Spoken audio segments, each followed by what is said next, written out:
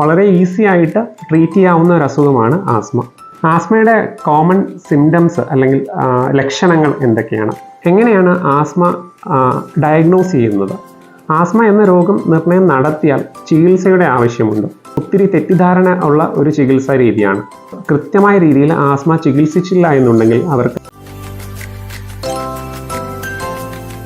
നമസ്കാരം, ഞാൻ ഡോക്ടർ അതുൽ തുളസി. ഇന്ന് നമ്മൾ സംസാരിക്കാൻ പോകുന്നത് ആസ്മയെ പറ്റിയിട്ടാണ്. ആസ്മ എന്ന അസുഖത്തെ പറ്റി നമ്മളെല്ലാം കേട്ടിട്ടുണ്ടായിരിക്കും. വളരെ സാധാരണയായി കാണപ്പെടുന്ന ഒരു അസുഖമാണ് ആസ്മ. എന്നാൽ ആസ്മയെ പറ്റി നമുക്ക് ചിന്തിക്കുമ്പോൾ പെട്ടെന്ന് നമ്മുടെ മനസ്സിലൊക്കെ ഓർമ്മ വരുന്നത് ഒത്തിരി ശ്വാസം മുട്ടൽ കൂടിയിട്ട് ആശുപത്രിയിലേക്ക് ചെല്ലുന്നതും സിനിമകളിലൊക്കെ നമ്മൾ കണ്ടിട്ടുള്ളത് പോലെ നെബുലൈസേഷൻസ് എടുക്കുകയോ ഇഞ്ചക്ഷൻസ് എടുക്കുകയോ ഓക്സിജൻ ഒക്കെ ഉപയോഗിക്കുകയോ ചെയ്യുന്ന രോഗികളുടെ ഒരു ചിത്രമായിരിക്കും നമ്മുടെ മനസ്സിൽ വരുന്നത്. എന്നാൽ ആസ്മയുള്ള രോഗികളിൽ വളരെ അപൂർവമായിട്ട് മാത്രം ഉണ്ടാകുന്ന ഒരവസ്ഥയാണ് ഈ ചിത്രീകരിക്കപ്പെടുന്നത്. അങ്ങനെ ഒത്തിരി തെറ്റിദ്ധാരണകളുള്ള ഒരസുഖം ആണ് ആസ്മ. ആസ്മയുടെ കോമൺ സിംറ്റംസ് അല്ലെങ്കിൽ ലക്ഷണങ്ങൾ എന്തൊക്കെയാണ്?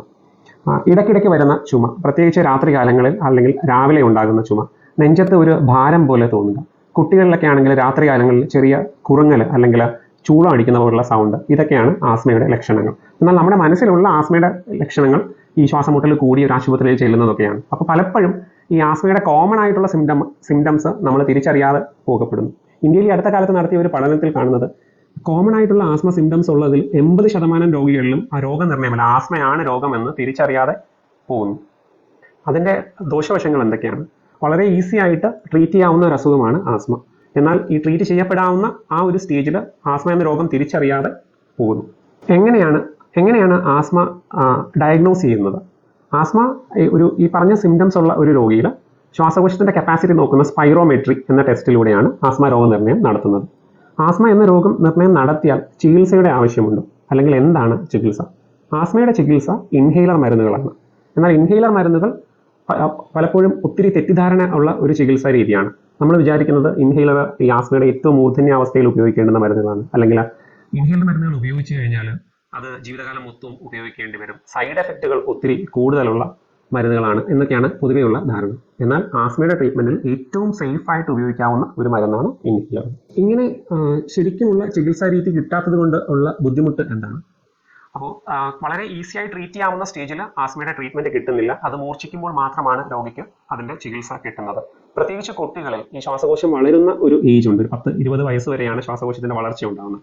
ഈ ഒരു സമയത്ത് പ്രോപ്പർലി ആസ്മ ട്രീറ്റ് ചെയ്തില്ല എന്നുണ്ടെങ്കിൽ ഇവരുടെ ലങ് കപ്പാസിറ്റി ഒരിക്കലും ഫുൾ കപ്പാസിറ്റിയിൽ എത്തുന്നില്ല.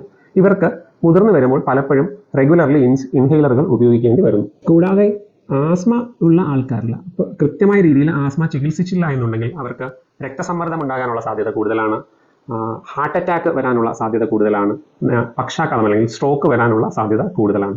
അപ്പോൾ വളരെ കോമൺ ആയിട്ടുള്ള വളരെ സിമ്പിളായി ട്രീറ്റ് ചെയ്യാവുന്ന ആസ്മ പോലൊരു കണ്ടീഷൻ പലപ്പോഴും അതിനെക്കുറിച്ചുള്ള ശരിയായ ബോധം ഇല്ലാത്തത് കൊണ്ടും ശരിയായ ചികിത്സാ രീതി ഉപയോഗിക്കാത്തത് കൊണ്ടും അത് മൂർച്ഛിക്കുകയും മരണത്തിന് കാരണമാവുകയും ചെയ്യുന്നു.